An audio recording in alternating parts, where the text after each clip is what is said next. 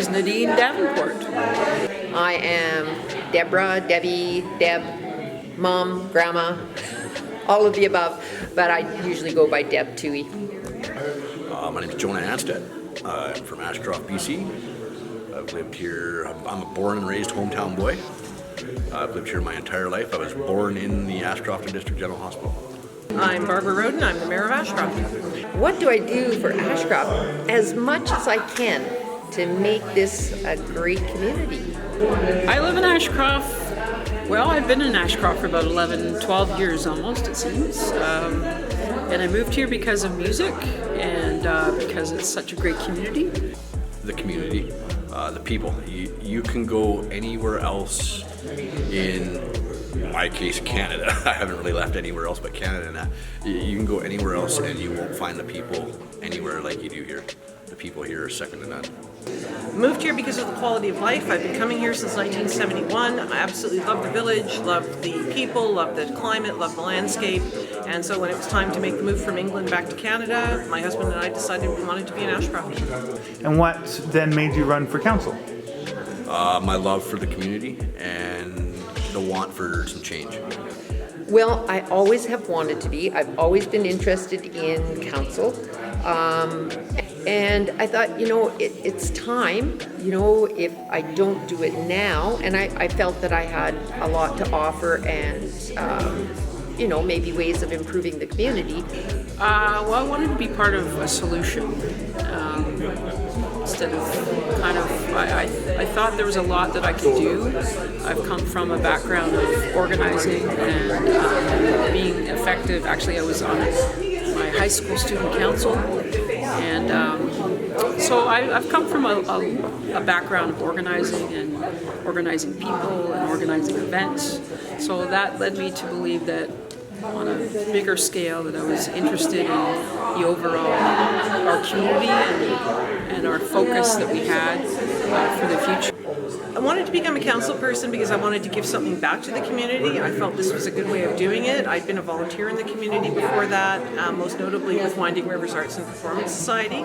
But I felt that being on council would be a good way to, as I say, give back to my community and make a positive difference for my friends and neighbors here, for my son, and for future generations who come to Ashcroft. Biggest challenge? I would say that a lot of folks, I think, even myself, thought that things would move rather quickly.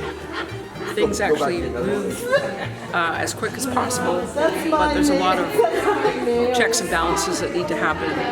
Well, you're working with other people, and actually I thought that was going to be more of a challenge than it actually is. It's like playing in a sandbox. You might not always agree with everybody that's playing in that same sandbox, but you can get along. The water treatment plant was a challenge. It's a big ticket item. It's going to come in at around $8.2 million. That is the biggest capital project we've ever undertaken here. $8.2 million is a lot of money, and we had to go to the people of Ashcroft and say, we would like your permission to borrow up to $4.2 million for our share. That's a lot of money to ask in a small community like Ashcroft. There was some resistance. We realized we had to do a better job of explaining why we needed a new water treatment plant and what the benefits would be. And since the last 2 years where we've had very strong freshets, we've had very, very high turbidity, we've had long periods of boil water notices, I think people have realized the need for a new water treatment plant. At this moment, are you looking at going for a second term? Oh golly, we only got 1 year in. Holy smokes. I'll be getting my old age pension by then. But actually the more I think about it and knowing how much time it takes, and by then I am quite sure I will be retired. So I am thinking that I probably would go for a second term. I see no reason not. Oh my goodness. Never say never. That's one thing I've learned. A lot will depend. It depends as much on family circumstances and life circumstances. They can change in a heartbeat. So that would be something to start thinking about in a couple of years. Look at where I am, where my husband is. What do we want to do? Does being mayor fit in? Because it is a huge time commitment. A lot of time, a lot of energy. It's difficult to get away for any extended period of time. So all of those are factors, but I'm enjoying it. very much. It's been a huge learning curve. I think I've learned a lot. I've still got a lot left to learn. Now, yes, of course, we've got to see how things go the next few years here and that. As for a continuation in municipal politics, I feel pretty comfortable here in that, and I just got to get into it a little bit more and dive into things some more here.